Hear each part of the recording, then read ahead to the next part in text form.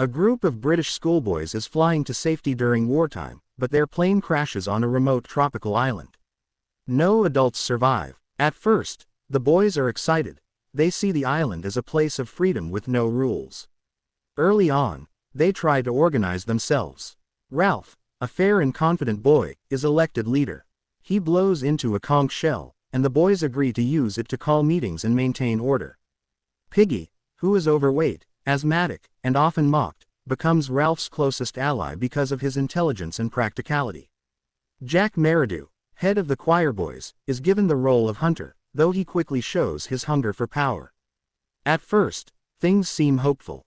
They plan to build shelters, gather food, and most importantly, keep a signal fire burning on the mountain so that passing ships might rescue them. But the fire quickly goes out of control, destroying part of the forest, and a small boy is lost in the flames. This early disaster foreshadows the chaos to come. Soon, fear begins to spread among the boys. They whisper about a terrifying beast living on the island. Though no one has seen it, the fear grows stronger with every passing day. When a dead parachutist from the war drifts onto the island and lands on the mountain, his lifeless figure is mistaken for the beast. Terror takes over. Jack uses this fear to gain followers. Unlike Ralph, who believes in rules, Jack promises protection and excitement. He paints his face like a mask, organizes violent hunts, and turns his followers into a tribe.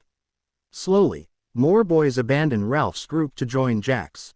Meanwhile, Simon, a quiet and sensitive boy who often wanders into the forest alone, begins to understand the truth. One day, he encounters a pig's head stuck on a spear, the Lord of the Flies. Left as an offering to the beast, it becomes a grotesque symbol.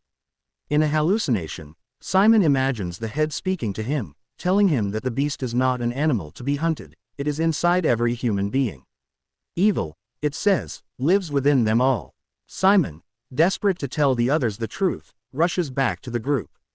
But he arrives during one of Jack's frenzied tribal dances in a storm. The boys, caught up in fear and excitement, mistake Simon for the beast and brutally kill him with their bare hands. His death marks the complete breakdown of Innocence. After Simon's death, Jack's tribe grows more violent. They raid Ralph's group and steal Piggy's glasses, the only tool for making fire. Without them, Ralph's group is powerless. Ralph and Piggy go to reason with Jack, but the meeting turns deadly. Roger, Jack's cruel lieutenant, pushes a massive boulder from a cliff. It strikes Piggy, killing him instantly, and shatters the conch shell, destroying the last symbol of order and democracy. Now Ralph is completely alone. Jack declares him an enemy, and the tribe begins to hunt him like an animal. They set the island on fire to flush him out. Ralph runs through the burning forest, terrified and exhausted, until he collapses on the beach. At that very moment, a naval officer arrives, having seen the smoke from the massive fire.